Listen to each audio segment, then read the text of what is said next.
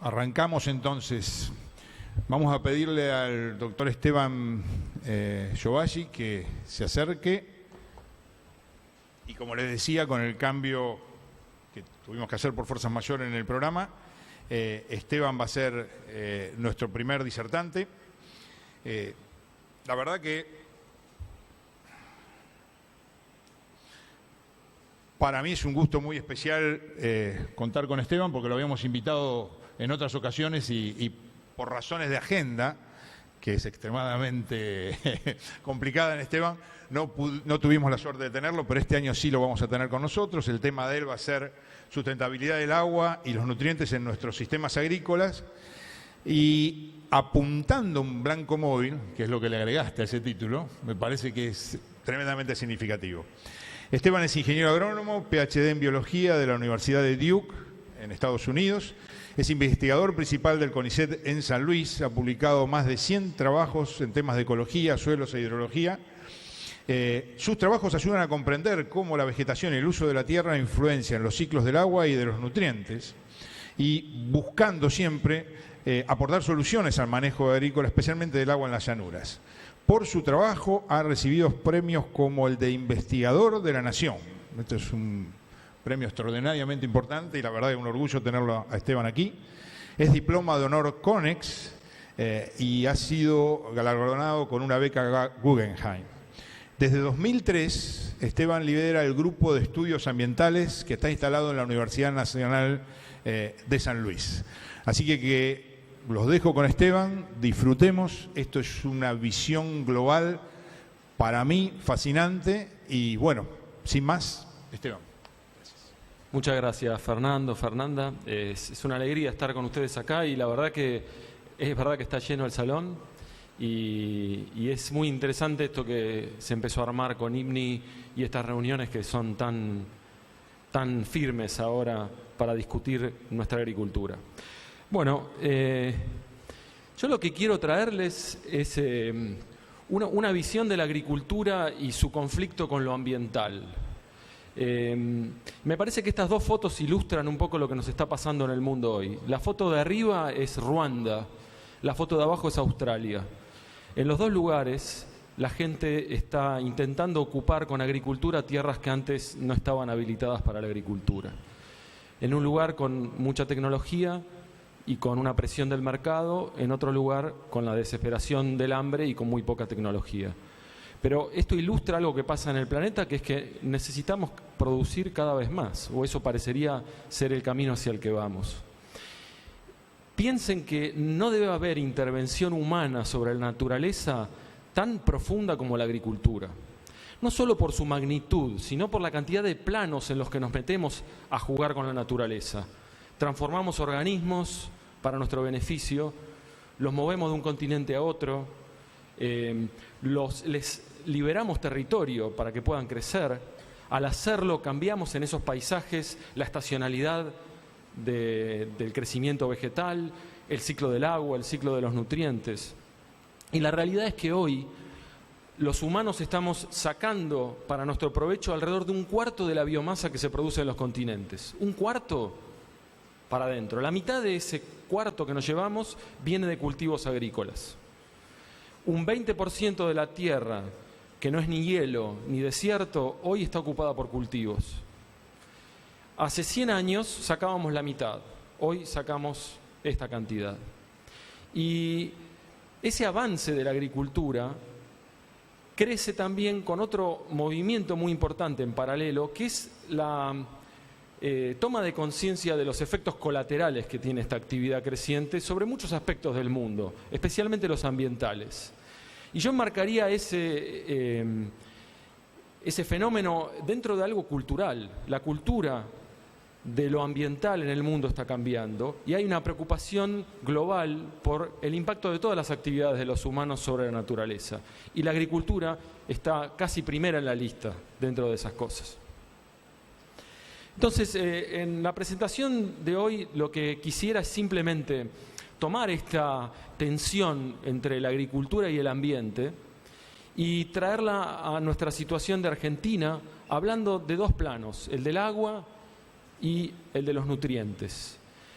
Y a partir de lo que discutamos ahí, plantear qué es lo que deberíamos hacer como sector agrícola ante las demandas ambientales, qué actitud tomar, cómo lograr un acuerdo lo más virtuoso posible entre la producción y el ambiente. Entonces, el primer punto tal vez es reconocer que un montón de lo que llamamos demandas ambientales vienen hacia nosotros, llegan hasta nuestros lotes por caminos muy distintos. Algunas son globales. Puede haber personas que tengan una opinión muy fuerte sobre si está bien o mal deforestar el Chaco, que vivan muy lejos. Un maestro en Holanda puede tener una opinión respecto a eso, aunque jamás vaya a visitar el Chaco. Y que no lo haga no quiere decir que no nos tenga que interesar esa opinión. También alguien muy cercano puede estar preocupado por el impacto que tiene el uso de nuestros lotes sobre la salud de un pueblo vecino, por pesticidas o por calidad de agua. Y a veces las demandas ambientales son hasta contradictorias. Lo saben muy bien en el gremio de los fertilizantes. Está mal si fertilizamos mucho porque contaminamos, pero también está mal tener un déficit. ¿Qué es lo que está bien? Las demandas son contradictorias. Y entonces ante eso me parece que tenemos que saber leerlas y saber adaptarlas a nuestra realidad. Y me gustaría empezar con el agua, y con el agua me parece que tenemos un ejemplo clarísimo de lo peligroso que es comprar envasados algunos de los problemas ambientales.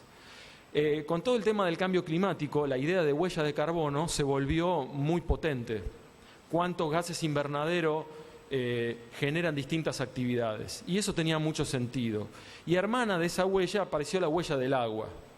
La idea de que nos interesa saber cuánta agua hay consumida atrás de una unidad de producto X. Por ejemplo, 1 litro de leche involucra 1000 litros de agua. Con la idea de que cuanto menos agua usemos, mejor. Ahora, con el agua, la cuestión es complicada porque es muy dependiente del contexto en el que estamos tomando ese agua. Si yo use 1 litro, para producir 1 litro de leche, 1000 litros de agua de un acuífero con muy baja recarga en una zona árida como puede ser Mendoza, para producir alfalfa que después se transforma en leche, es muy distinto que si lo hago en pampa deprimida, donde tengo 1/3 del paisaje inundado. Entonces, la huella hídrica puede no ser justa a la hora de evaluar el impacto ambiental. Esta es una primera cosa que quiero plantear entonces, el conflicto que hay entre los planteos ambientales globales y su decodificación local. Puede ser muy fácil aplicar un manual de huella hídrica, pero no va a ser probablemente el diálogo con la demanda ambiental más saludable. Y entonces, pensando en el agua, les quiero plantear lo que a mi modo de ver es el desafío número 1 con el agua y la agricultura en nuestro país. Y el primer desafío, o el desafío más importante, tiene que ver con una realidad. Somos, entre otras cosas, que nos ponen como récord en el mundo, uno de los países más planos del planeta. Ese mapa del mundo lo que muestra es simplemente los lugares muy planos de nuestros continentes. Todo lo que está en gris son lugares con menos de 1 por 1000 de pendiente. Y fíjense que los grandes referentes de la investigación en el mundo, Estados Unidos, los países más desarrollados de Europa, no tienen una realidad como la nuestra o la de parte de Rusia, donde hay un pedazo enorme de territorio súper plano. Y eso es muy importante para el agua. Es crucial para el ciclo del agua. Y nos lleva a que, si se fijan en las figuras que están a la derecha, lo que tenemos es una caricatura muy elemental del ciclo del agua. En un paisaje de libro de texto, en un paisaje típico que no está dentro de esas zonas grises, sucede que cualquier exceso hídrico se puede escapar del paisaje en forma de líquido y abandonar el paisaje. En todo caso, nos puede preocupar ahí que salga más o menos agua al final del caño, que ese agua arrastre sedimentos. Pero si hay excesos hídricos, se van del sistema rápidamente. En una llanura tan plana como es el Chaco y la Pampa, esto es un poco distinto. Y los excesos hídricos no se pueden ir muy lejos. Puede haber escurrimiento superficial, que viajará unos cientos de metros. Puede haber excesos hídricos que entran al perfil del suelo y se transforman en drenaje profundo, pero se traducen en general en ascenso de los niveles freáticos. Y tenemos sistemas freáticos muy cercanos a la superficie. Eso nos lleva a que con mucha facilidad nuestros paisajes se puedan inundar. Y junto con ese movimiento de agua que aparezca otro problema muy serio, que es el del transporte de sales. Lidiamos en una parte enorme de nuestra llanura con una limitación muy grande por sales. Yo no les puedo decir hoy, no lo sabemos, el número de cuántos kilos de soja y maíz menos tenemos por salinidad, pero les puedo asegurar que es una cantidad muy, muy apreciable. La sal es un limitante de nuestra agricultura, aún en paisajes relativamente húmedos. Y nuestra agricultura ha tenido un impacto enorme. Su huella hídrica es justamente por usar poca agua, no mucha agua. Y les quiero traer un caso que es tal vez el más impresionante con el que me he cruzado hasta ahora, que es el cambio hidrológico que está habiendo en los alrededores de Marcos Juárez, Montebuey, etc. Si miran el gráfico de arriba a la derecha, lo que estamos viendo ahí es desde el año 60 hasta el 2012, calculo que es el último dato, con los puntos negros, los niveles freáticos.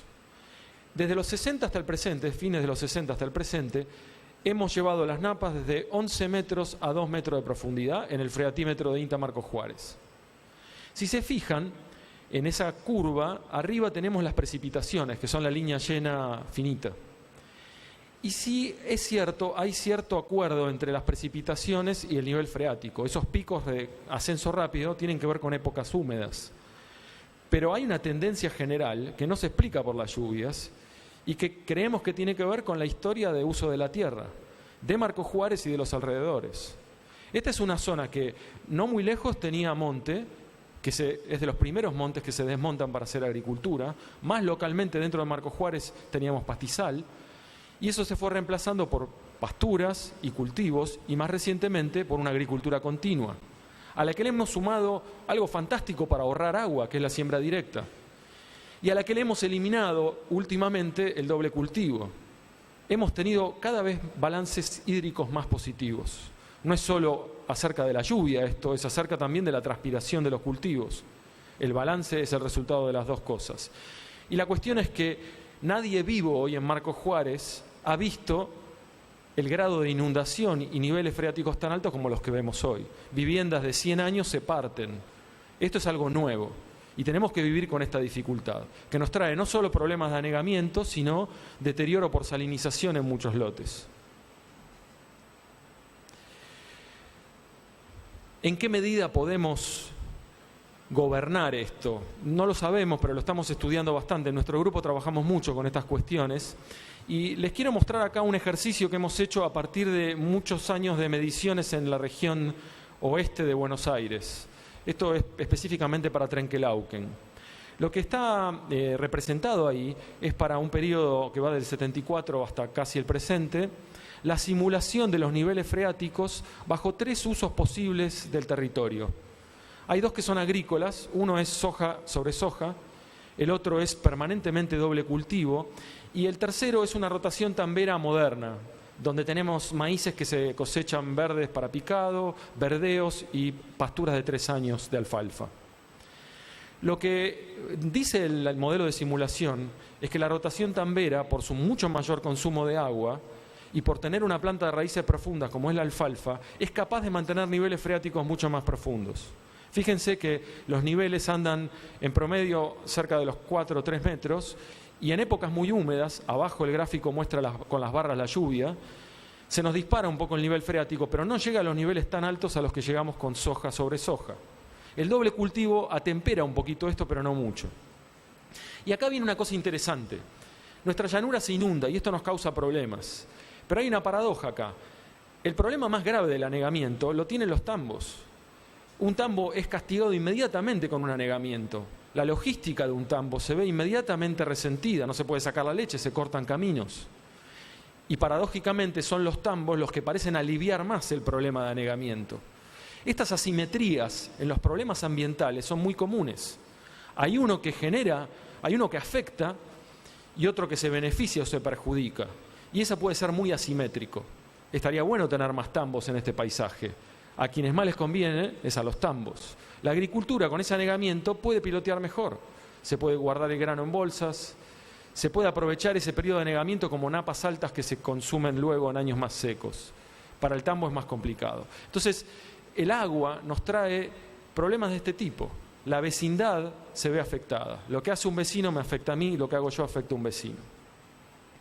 Por supuesto, esta realidad de tener niveles freáticos tan cerca de la superficie también tiene sus ventajas. Especialmente cuando nos vamos hacia lugares más secos dentro de la región pampeana, ese mapa de rendimiento que les muestro es de la zona de Bedia, en oeste de Buenos Aires. Empiezan a pasar cosas interesantes. Ese relieve que ven ahí es un lote bajo maíz, y lo que se ven en colores son los rendimientos, que son muy distintos según la posición topográfica. Y esto, en este caso, está explicado por la cercanía al nivel freático. En las lomas tenemos rendimientos 10 veces menores a los que tenemos en la zona roja, que es la zona de media loma. Arriba la napa está muy lejos, abajo son 4 metros de diferencia, la napa está demasiado cerca. Estos son bajos que tienen suelos buenos, pero con napas muy cercanas a la superficie, el maíz ve castigado su rendimiento. Entonces, esta realidad del agua nos obliga a ser muy agudos en cómo manejamos no solo un lote, sino las diferentes unidades dentro de ese lote. Y ante esta realidad de paisajes donde con frecuencia nos sobra el agua, y si nos sobra mucho el agua, eso es un problema, ¿qué hacer? Y creo que uno de los desafíos más grandes de nuestra agricultura acelerada, automatizada, replicada en forma muy protocolizada de alguna manera en todos lados, es que tenemos que tener un sistema de toma de decisiones lo más inteligente posible, y es difícil hacerlo en la realidad de hoy. Y este es un ejemplo de cómo creo que podemos apuntar a usar mejor el agua. Y surge de la discusión con colegas que manejan un campo muy grande en la zona de Pehuajó. Lo que nos preguntábamos era cómo podemos ser oportunistas con el agua y sacar el máximo provecho de esas napas cuando están, y esquivar el riesgo de sequía cuando creemos que el sistema está en dificultades. Entonces, no se pierdan en los detalles, vamos a la media loma. Esto está hecho para distintos ambientes, y en este caso está presentado un árbol de decisión que yo voy a usar para tomar decisiones en esta época del año, cuando viene la posibilidad de sembrar cultivos de invierno. Entonces, en la media loma, la primera variable que uso como indicador de toma de decisiones es la profundidad de napa. Si yo tengo napas por arriba de 70 centímetros, me asusta mucho gastar en un trigo que tal vez no coseche, pero quiero usar agua. Entonces, mi reacción ante eso, mi sugerencia es cultivo de cobertura soja. Apuesto a esa rotación y apuesto a consumir agua con algo que no me va a salir muy caro. Si en cambio las napas están entre 1 metro y 70 centímetros, ahora sí me interesa hacer un cultivo de invierno. Pero guarda, porque me puede salir mal. Entonces, apuesto un ciclo largo a una siembra temprana para consumir agua, pero apuesto a una fertilización un poco menor a la óptima, y sobre todo una fertilización dividida, en donde parte del fertilizante va a entrar si el cultivo está andando bien, si no, no. Si ahora la napa está entre 1 metro y 2 metros 30, pienso que estoy en la situación óptima para el trigo, y ahí voy con todo el tuco posible a un trigo de un ciclo intermedio a largo y a la máxima fertilización. Si ahora ya la napa no está al alcance del cultivo, me concentro en la humedad del perfil. Si tengo humedad, hago un planteo, y el extremo de este árbol de decisión sería, si no tengo humedad en el perfil, si no tengo napa, salteo el cultivo de invierno y me voy derecho a una soja de primera. Este es un ejemplo, y se puede replantear esto según el lugar. Lo que quiero rescatar de esto es que con el agua tenemos que hacer un manejo oportunista, porque nosotros no regamos, no tenemos un control total del agua, pero mucha parte del agua de un ciclo de cultivo la tenemos decidida antes de sembrar, en la napa y en el perfil. No hacer esto o hacer esto cambia muchísimo el resultado agronómico y el resultado hidrológico. El siguiente tema, antes de entrar a nutrientes, quiero volver para atrás. Piensen qué distinto sería trabajar en nuestra región pampeana con el chip de la huella hídrica, donde todos volvemos a nuestros lotes y lo que nos preocupa es usar la menor cantidad de agua posible. Eso es lo que nos va a premiar algún sistema de certificación distante y remoto que no contemple los contextos únicos de cada lugar de producción. En nuestra llanura sería una locura. Ahorrar agua en muchos lugares de nuestra llanura, en secano como trabajamos, es una locura. En realidad, en nuestra llanura debemos aprender a pilotear un sistema hidrológico muy, muy nervioso, en donde los excesos nos pueden generar problemas. Con los nutrientes tenemos problemas parecidos en cuanto a estos mensajes globales versus locales. Tal vez la estrella de las huellas ambientales de la agricultura sea esta, sea el problema de sobrefertilizar. Y tiene sentido sobrefertilizar como rebote de un mundo en donde la agricultura por mucho tiempo estuvo severamente limitada por nutrientes, donde para salir a buscar nitrógeno teníamos que hacer guerras sobre los pocos yacimientos donde se podía hacer minería del nitrógeno. Cuando pudimos fijar nitrógeno con el proceso Haber-Bosch, el mundo sufrió una revolución impresionante. Ya no nos generaba un problema tan grande la provisión de nitrógeno y empezamos a fertilizar. De hecho, alguna gente cree que somos el doble de humanos de los que podríamos ser gracias a que existe esa fijación industrial de nitrógeno, que podemos agarrar nitrógeno de la atmósfera y transformarlo en esas bolitas blancas de urea que están ahí. La cuestión es que esto se volvió fácil y empezamos a fertilizar. Y pronto aparecieron problemas con el exceso de fertilizante. Uno de los problemas es que ese exceso de fertilizante se va a las aguas y cambia los ecosistemas acuáticos, los vuelve muy ricos en nutrientes y los eutrofica. Entonces, una zona agrícola podía eutroficar el lago vecino o un arroyo. La proporción que adoptó este problema de eutroficación hoy es tan gigante que cuencas enteras como esta, que es la del Mississippi, eutrofican el océano. El fertilizante excedente del centro de Canadá puede terminar eutroficando el Golfo de México. De hecho, es el problema ecológico tal vez número uno que mucha gente pondría en la lista, de la generación de lo que se llaman zonas muertas del océano. Eutroficamos grandes pedazos del océano. Si ustedes eran productores de camarón en el Golfo de México, se fundieron por la sobrefertilización de los lotes agrícolas de la cuenca del Mississippi. Esto pasa en otros lugares. Esto pasa en el mar Báltico, también otra cuenca muy fertilizada. El mar de la China logró lo mismo en un tercio del tiempo, porque el crecimiento de la fertilización en China es feroz. Pero miren qué interesante, pasaba en el Mar Negro hasta que colapsó la Unión Soviética, y el colapso de la Unión Soviética retrajo el consumo de fertilizantes y el problema se arregló en alrededor de una década. Es muy dinámico, es enorme el efecto, aparentemente la posibilidad de volver para atrás es bastante buena. ¿Esto nos importa en Argentina?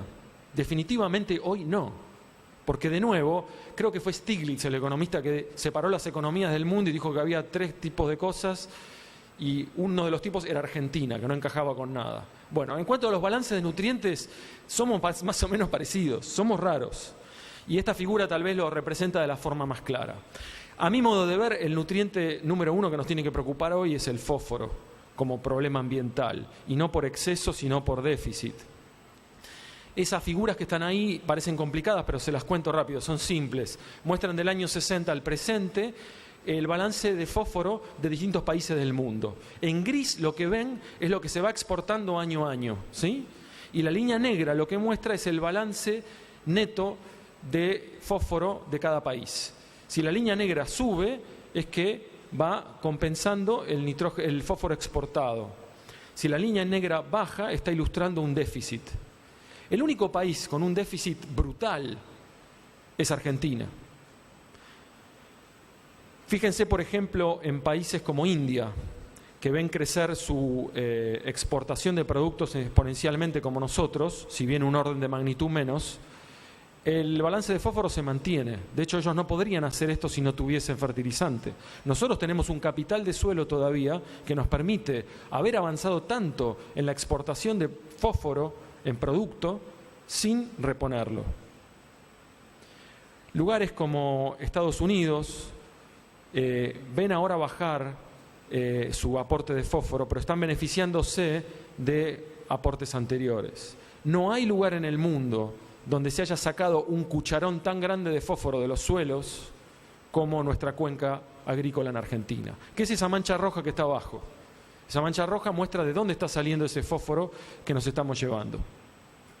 ¿Por qué nos llevamos ese fósforo? En primer lugar, porque podemos, porque tenemos suelos que todavía pueden ofrecerlo, si no, se cortaría ese flujo, las plantas no podrían obtenerlo. Nos lo llevamos porque en la ecuación socioeconómica, hacerlo en la agricultura con soja para exportar es lo que nos cierra.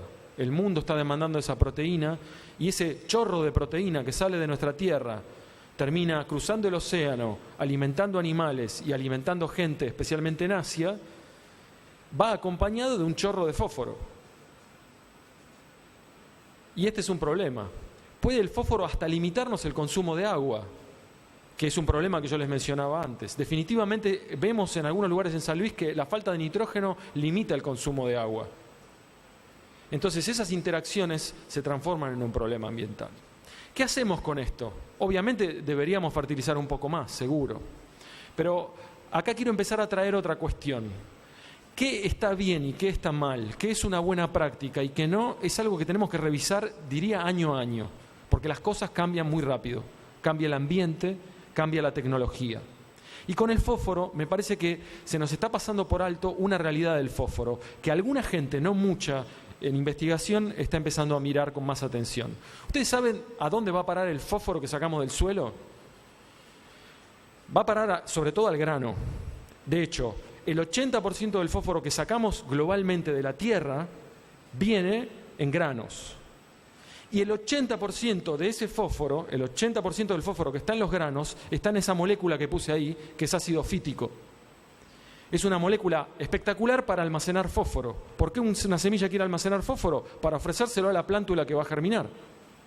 ¿Sí? Pero hay un problema con esa molécula. Entonces, el 80% del 80%, 80% de lo que cosechamos es grano en cuanto al fósforo, 80% de ese fósforo es ácido fítico, eso es 2/3 del fósforo que sacamos de la Tierra, se va al ácido fítico. ¿Y para qué? Bueno, se va sobre todo, la razón evolutiva de que esté ahí, es para abastecer a esa semilla o esa plántula de fósforo en las primeras etapas. Pero la realidad es que el fósforo, el grueso de ese fósforo no va a la semilla, obviamente, va a los productos. ¿Y de dónde termina? Termina en la cloaca o termina en la salida de efluentes de un tambo. Porque hay una realidad que pasamos por alto y es que ustedes, ni yo, ni los pollos, ni los cerdos pueden digerir esta molécula. Pasa derecho, se va al inodoro. Y es un contaminante tremendo. Hay otros organismos que sí lo pueden descomponer o que tienen enzimas para digerirlo. La realidad es que generamos un chorro de fósforo tremendo que se transforma en contaminación en China. Esto es un problema.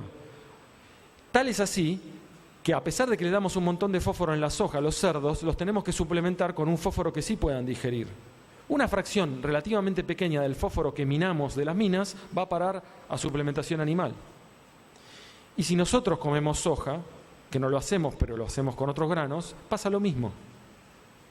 ¿Qué hacemos entonces? Estamos generando un chorro de proteína muy necesario y acompañado de un chorro de fósforo que no es tan necesario.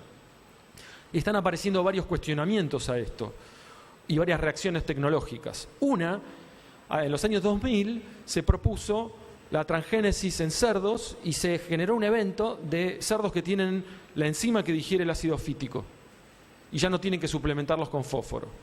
Una novedad. La otra es trabajar con modificaciones de la composición de la semilla, plantas que no tienen ácido fítico. Es más, plantas que tienen en el grano mucho menos fósforo. El problema es cómo hacemos para que germinen. Bueno, se puede peletear la semilla y tenemos fósforo peleteado en la semilla y no tenemos que andar mandando la mayor parte del fósforo a un lugar donde nadie lo necesita. Y obviamente, para que esto llegue a nuestro planteo del balance de fósforo en Argentina va a pasar mucho tiempo, pero me parece que este es un camino importante. En el medio, ¿qué hacemos? Bueno, en el medio tenemos que también reconocer que hay que fertilizar, pero que hay que reconocer que sacamos de los lotes cantidades muy diferentes de fósforo. Imagínense ese lote que les mostraba de maíz con napas. 10 veces más fósforo se lleva de la media loma que de la loma. Y yo después paso y fertilizo todo igual. Evidentemente en un lugar me falta y en otro me sobra. Este es el gran problema de la fertilización y es hacia donde nos tenemos que enfocar. Bueno, ¿qué hacemos? ¿Qué hacemos con las demandas ambientales? Me parece que hasta ahora estábamos sentándonos cada vez más cómodos en el sillón de la sustentabilidad. Parecía que con esa palabra sacábamos ese as de espadas y estaba todo bien. Y yo tengo serias críticas personalmente a la idea de sustentabilidad.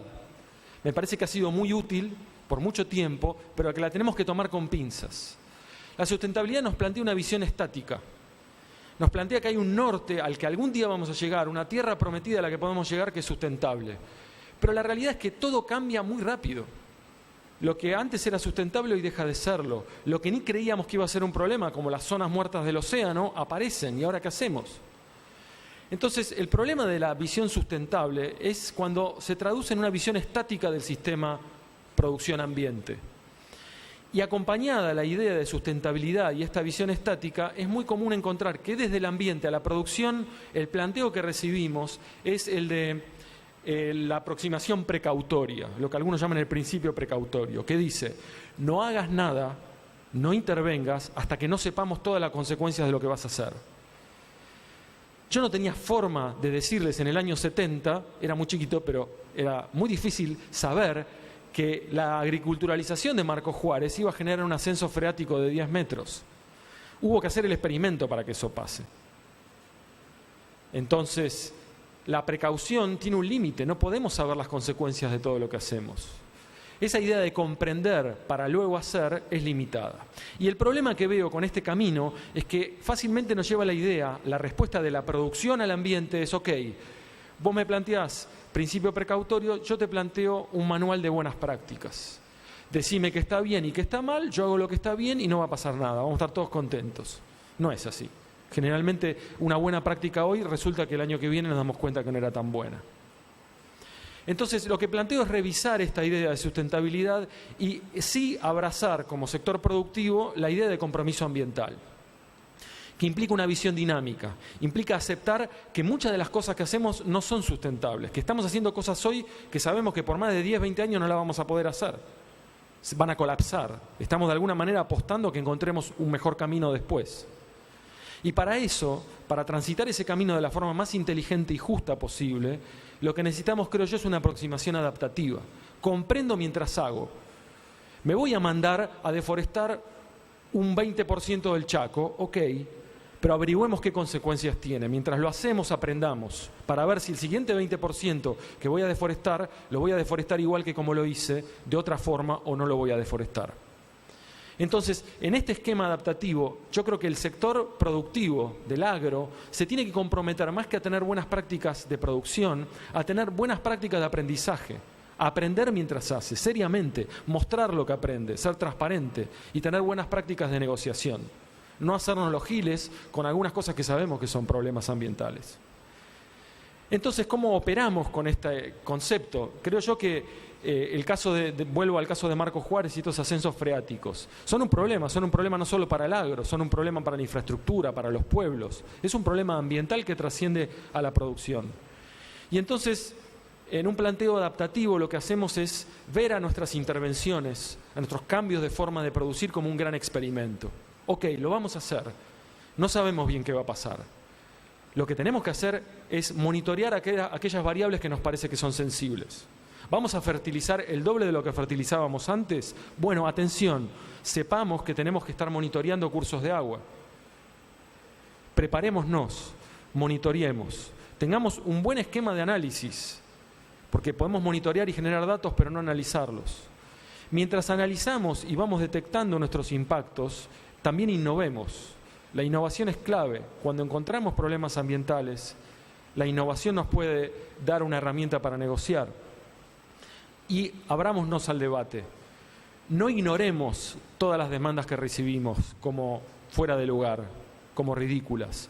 Alguna razón de ser tienen. Muchas de ellas pueden ser, en realidad, rehenes de otras discusiones. Pasa mucho con lo ambiental, pero muchas son genuinas. La preocupación por los pesticidas, la preocupación por la contaminación por fertilizante, la tenemos que tomar seriamente. Revisar si nos cabe o no, responsabilizarnos por ello o no, y sentarnos a discutir. Y en ese ciclo de compromiso adaptativo que planteo, de compromiso ambiental adaptativo, la parte más interesante es la de negociación y la más difícil. Y a partir de cada ciclo volvemos a negociar una nueva intervención. Hago, aprendo, negocio. Ese es el planteo que quisiera dejarles. Y para cerrar y para empezar a revisar nuestra agricultura, me interesa plantear esta dicotomía exagerada de extremos en la que definitivamente estamos parados muchísimo más hacia la izquierda en Argentina que hacia la derecha. Las demandas globales a la agricultura vienen sobre todo por visualizar para la gente en el mundo una agricultura más bien como la de la derecha, que es una agricultura que tiende hacia la opulencia, lo llamaría yo. Pero la realidad es que la agricultura en Argentina, ahí puse 2 lugares semiáridos como ejemplo, San Luis y Kansas, la agricultura en Argentina está más del lado de la mezquindad. Y eso también genera problemas ambientales serios. Veamos estos 2 extremos. En el extremo mezquino apostamos a una intensidad baja. En el extremo opulento a una intensidad productiva alta. En general, como planteo empresario, en la mezquindad buscamos bajar los costos. Estamos en un contexto en donde limando costos al mínimo es como nos va mejor. En la opulencia en general apostamos a máximos ingresos y sobre todo estables. El pilar tecnológico de la mezquindad en nuestro país, creo yo, esto es muy opinable, ha sido esta maravillosa capacidad de apagar y prender a la vegetación cuando queremos. Sembrar tarde, tener un momento de calor y humedad en noviembre, en donde no está creciendo nada en el lote gracias al control de malezas tan efectivo. Está haciendo agua ahora, porque las resistencias nos están volviendo locos.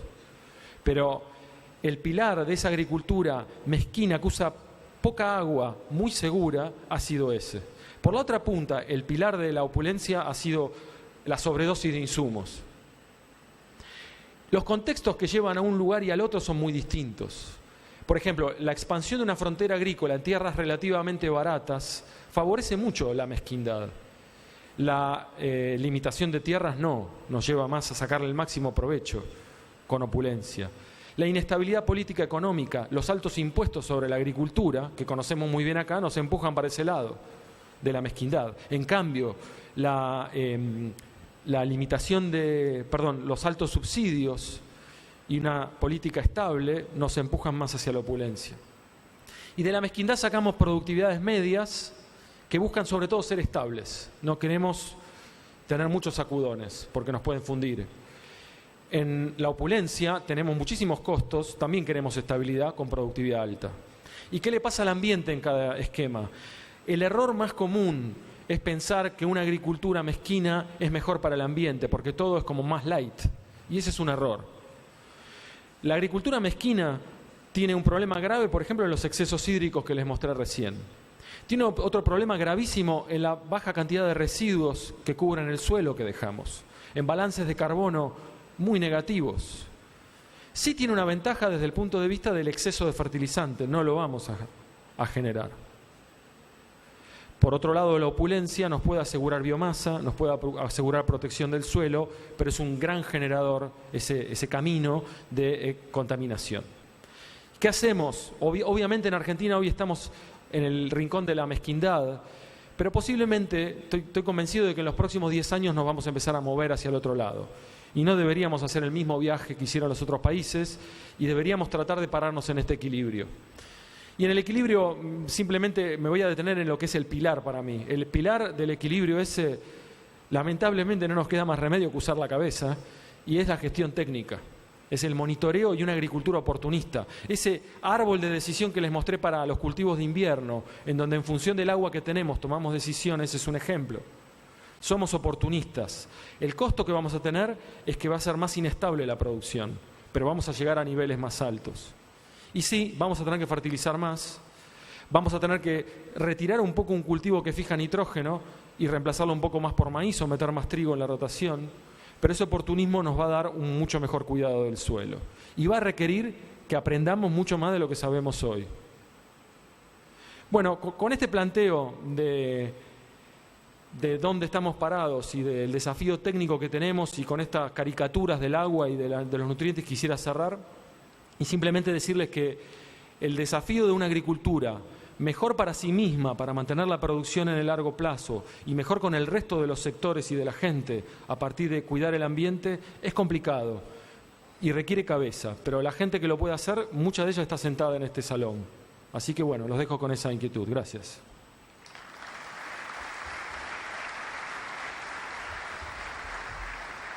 ¿Necesito acá? Bueno, le agradecemos a Esteban la excelente presentación y tenemos tiempo para hacerle algunas de las preguntas que nos hicieran llegar. La primera es, casi comentario también, pero es, Entonces, si seguimos cuestionando la agricultura por parte de los ambientalistas, ¿no estamos generando futuras muertes por hambrunas? Sin alimentos hay guerras. Creo que no. A ver si tengo volumen acá. ¿Querés que pase ahí? ¿Le das ahí? Voy ahí. Ya está. Hola, hola. ¿Me escuchan? ¿Me escuchan? Sí. No, me parece que llevar la ecuación a que tenemos que producir mucho más para no morirnos de hambre es un poco simplista y puede ser un muy fácil argumento para justificar tecnologías que pueden ser dolorosas para el ambiente. No lo tomaría tan automáticamente ese concepto. Hay una realidad, tiramos mucha comida en el mundo, usamos un montón de nuestros granos para alimentar animales. Es cierto que son cultivos extremadamente eficientes, soja y maíz, que son nuestros cultivos para alimentar animales, están buenos por eso, pero tienen el problema de que no nos dan toda la comida que podrían darnos si los consumiésemos en forma directa. Entonces, simplificar a decir que no tenemos más remedio que triplicar la producción de acá a 100 años, no estoy de acuerdo. Creo que podemos vivir con un poco menos de alimento. Tenemos que aprender a manejar el sistema alimentario, que es muy complejo, desde la oferta y desde la demanda. Una segunda pregunta, Esteban, es ¿a qué escala deberíamos trabajar? ¿A nivel de productor? ¿A nivel de país? La respuesta obvia es todas, pero me parece que donde estamos más flojos desde la perspectiva ambiental es esa escala que está entre el municipio y la provincia, en donde muchos de los problemas ambientales más importantes, más reales, donde la gente se ve cara a cara, tienen lugar. Supónganse, por ejemplo, la provisión de agua que hace el territorio serrano a la ciudad de Córdoba. Es mucho más importante el valor de esa tierra produciendo agua que produciendo terneros. Sin embargo, se deteriora la calidad de agua y sobre todo el timing por el sobrepastoreo. Nadie se sienta a charlar. Ahí es donde más tenemos que trabajar con los problemas ambientales, en esa escala que va entre el municipio y la provincia, o en la relación ciudad-campo-vecino. Otra pregunta sería, ¿no considera otros factores en la suba de la napa, como por ejemplo el movimiento de placas tectónicas? Es muy común que se planteen estos gatillos geológicos. Ellos pueden generar algunos ascensos muy temporarios, pero definitivamente no pasa por ahí. Son cambios hidrológicos que pueden tener que ver con más precipitación y o cambios en la evapotranspiración. Vemos que estos segundos son mucho más importantes. Usted se refirió a compromiso ambiental. ¿Quién debe poner o establecer este compromiso? ¿A través de leyes? Por ejemplo, leyes de uso del suelo. ¿Cómo deberíamos manejarlo? Lo tenemos que manejar todos los sectores. El sector productivo, como un sector de la sociedad civil a partir del ambientalismo, y el árbitro, de alguna manera, es el Estado. Y el Estado aporta eso, queriendo o no, por ejemplo, pagándome mi sueldo y el de muchos otros que estamos por acá, y si se pone más activo, generando ámbitos de debate. El ordenamiento territorial me parece que es un camino que ya se empezó, la ley de bosques es un primer ensayo de eso, vamos hacia allá. Todos tenemos que apostar cuidando nuestros intereses y discutiendo, y ahí es donde las buenas prácticas de negociación son clave. Juguemos limpio y juguemos con la mejor información posible, cada uno planteando sus intereses. Dos últimas preguntas cortitas. ¿El ácido fítico en qué proporción está en los efluentes? ¿Se puede recuperar como fertilizante? En los efluentes rápidamente se transforma porque los microorganismos sí lo pueden procesar, pero se mantiene ese sistema rico en fósforo que se va transformando en la cadena trófica. Definitivamente de los efluentes se puede rescatar fósforo, y los países que están más jugados de alguna manera en suministro de fósforo, India es un ejemplo, están reciclando muchísimo fósforo de efluentes animales y de efluentes humanos. Y la última pregunta, Esteban, sería, hoy en la cuenca del Salado, con balances negativos de fósforo, se ven picos de concentración de fósforo en agua. ¿Cuál es la importancia de ser eficiente en el uso, creo que dice, aún fertilizando poco? Sí, es cierto. Lo veo mucho más riesgoso eso para el nitrógeno. Es mucho más fácil que se nos escape nitrógeno que fósforo. Si queremos llegar a pasar de una agricultura mezquina a una equilibrada, siempre un poquito de fertilizante se nos va a fugar. Eso es una realidad. Y en ese sentido, no soy experto en esto, pero estos manejos oportunistas y muy informados, en donde se hace análisis de suelo y se toman decisiones en función de eso, son clave. Me contaba Karina, una colega que va a hablar pronto, que y Diego Cosentino, los análisis de suelo en Argentina están bajando, como baja un montón de los insumos de nuestro sistema de producción. Eso está mal, eso nos va a llevar a que se nos escape fósforo, aunque fertilicemos poco, que es una locura. Totalmente de acuerdo. Bueno, le agradecemos a Esteban la excelente presentación y la respuesta a las preguntas. Va a seguir por acá con nosotros. Gracias.